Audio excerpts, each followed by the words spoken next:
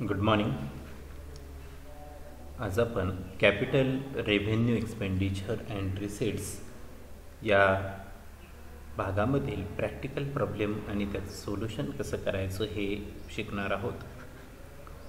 यासाठी आपण जो प्रॉब्लेम निवडलेला आहे तो प्रॉब्लेम आणि त्याचं सोल्युशन कशा पद्धतीनं केलं जाणार आहे ते बघणार आहोत. प्रथमतः प्रॉब्लेम जो आहे तो बघणार आहोत. State whether the following expenditure or receipts are capital or revenue. Give reason for your answers. Number first, purchase a plot of land for rupees 25 lakh and paid rupees 1 lakh fee for registration and allotment. Second, received rupees 3 lakh on issue of 15% debentures. Number third, entries of 8,000 paid on bank overdraft. Number 4, paid rupees 6,000 as a excise duty on the goods manufactured. Fifth, a petrol engine of passenger bus was replaced by a diesel engine, rupees 70,000. Paid number 6, paid rupees 1 lakh as a fee for renewal of the license for factory. Number 7, received rupees 2,000 as a dividend on share.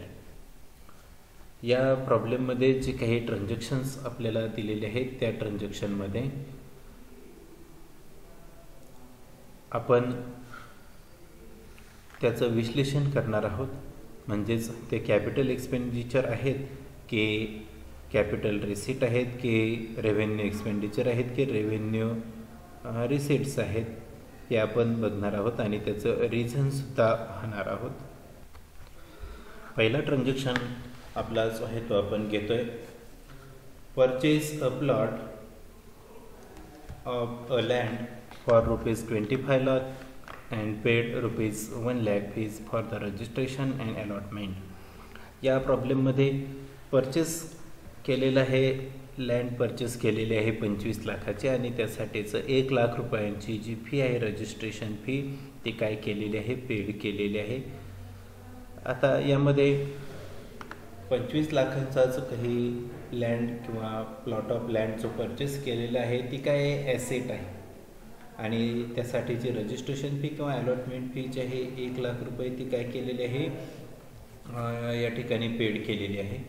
तर ते paid करत असताना प्रथम पहिला विचार आपण करणं गरजेचं असतं की या ट्रान्झॅक्शनमधून नवीन ॲसेट जी आहे ती क्रिएट होणार आहे आणि नवीन ॲसेट क्रिएट होत असल्यामुळं तो काय आहे कॅपिटल एक्सपेंडिचर आहे, ती भांडवली गुंतवणूक आहे आणि म्हणून ॲन्सरमध्ये फर्स्ट ॲन्सर इथं आपण लिहितो आहे कॅपिटल एक्सपेंडिचर आणि त्याचं रिझन या ठिकाणी देतो आहे purchase of land is the investing activity. म्हणजेच इन्व्हेस्टिंग म्हणजेच गुंतवणूक त्या ठिकाणी आहे. Fees for registration is amount paid and concession to purchase land increase its cost, hence it is capital expenditure. म्हणजेच हे काय आहे लँड परचेसची केलेली आहे ती एक इन्व्हेस्टमेंट होणार आहे आणि ती ॲसेट त्या ठिकाणी क्रिएट होते म्हणून हे काय कॅपिटल एक्सपेंडिचर आहे. त्यानंतर दुसरा ट्रान्झॅक्शन आहे received rupees 3 lakh on issue of 15% debentures. 15% debentures जे आहेत ते इश्यू केलेले आहेत. म्हणजेच 15% इंटरेस्टचे डिबेंचर्स इश्यू केलेले आहेत 3 लाख रुपयांचे आणि त्याची अमाऊंट काय झालेली आहे मिळालेली आहे. इश्यू ऑफ डिबेंचर्स ही जी काय आहे फायनान्शियल ॲक्टिव्हिटीज आहे. एकदा इथे इन्व्हेस्ट केलेली जी काही रक्कम आहे ती लोकांना लगेच परत दिली जात नाही, दीर्घ कालावधीसाठी ठेवली जात असते आणि हा सुद्धा एक काय इन्कमचा सोर्स आहे आणि भांडवली सोर्स असल्यामुळं तो काय आहे कॅपिटल रिसीट्स आहेत. म्हणून आपण इथं ॲन्सर नंबर 2 मध्ये या ठिकाणी लिहितो आहे कॅपिटल रिसीट आणि त्याचं रिझन पुढं देतं आहे issue of debenture is the financing activity. ही काय आहे फायनान्सिंग ॲक्टिव्हिटी आहे, आपल्याला रक्कम मिळालेली आहे आणि ती दीर्घ कालावधीसाठीची आहे, भांडवलाचाच एक वेगळा भाग म्हणून आपण त्याच्याकडं पाहू शकतो. त्यानंतर 3 नंबरचा ट्रान्झॅक्शन आहे interest of rupees 8,000 paid on bank overdraft. यानंतर तिसरं ट्रान्झॅक्शन आपण पाहत आहोत तो म्हणजे interest of rupees 8,000 paid on bank overdraft. Bank ओव्हरड्राफ्टसाठीचं इंटरेस्ट आहे ते काय केलेलं आहे, पेड केलेलं आहे. म्हणजेच बँकेनं अतिरिक्त सुविधा जी काही दिलेली आहे ओव्हरड्राफ्टची, त्यासाठी बँकेनं इंटरेस्ट चार्ज केलं आहे 8,000 रुपये. हा जो खर्च आहे हा वारंवार करावा लागतो, यातून कोणत्याही प्रकारचे ॲसेट निर्माण होत नाही आणि हा लॉंग टर्मसाठीचा नसतो. शिवाय याची नोंद जी आहे ती प्रॉफिट अँड लॉस अकाउंटला होत असते. त्यामुळं हा एक्सपेंडिचर जो आहे तो रेव्हेन्यू एक्सपेंडिचर येतो, ज्याला आपण महसुली खर्च असं म्हणत असतो. आणि म्हणून 3 नंबरमध्ये याचं ॲन्सर आपण लिहितो आहे रेव्हेन्यू एक्सपेंडिचर. त्यानंतर त्याचं रिझन लिहितो आहे, the expenditure is incurred for the normal running of the business. Business ऑपरेशनसाठीचा हा काय आहे, खर्च आहे आणि म्हणून तो रेव्हेन्यू एक्सपेंडिचर आहे. त्यानंतर 4 नंबरचा ट्रान्झॅक्शन आहे, paid ₹6,000 as a excise duty on goods manufacture. 4 नंबरचा ट्रान्झॅक्शन जो आहे तो येतो रेव्हेन्यू एक्सपेंडिचर. कारण एक्साईज ड्युटीचं जे काही पेमेंट आहे की जे मॅन्युफॅक्चर गुड्सवरती त्या ठिकाणी आकारलं जातं, ते काय आहे, नॉर्मल बिझनेस ऑफ ऑपरेशन्स त्या ठिकाणी आहे. म्हणजे वारंवार ते निर्माण होत असतं, दीर्घ कालावधीसाठी नसतं. शिवाय प्रॉफिट अँड लॉस अकाउंट किंवा ट्रेडिंग अकाउंटला याची नोंद होत असते, म्हणून तो रेव्हेन्यू एक्सपेंडिचर आहे. 4 नंबरचा ॲन्सर या ठिकाणी आपण लिहितो आहे रेव्हेन्यू एक्सपेंडिचर. आणि त्याचं रिझन पुढं आपण लिहितो आहे, payment of excise duty on manufacture goods is cost of incurred during the normal course of business in order to earn income. त्यानंतर 5 नंबरचा ट्रान्झॅक्शन आपला आहे, petrol engine of passenger bus was replace by a diesel engine ₹70,000.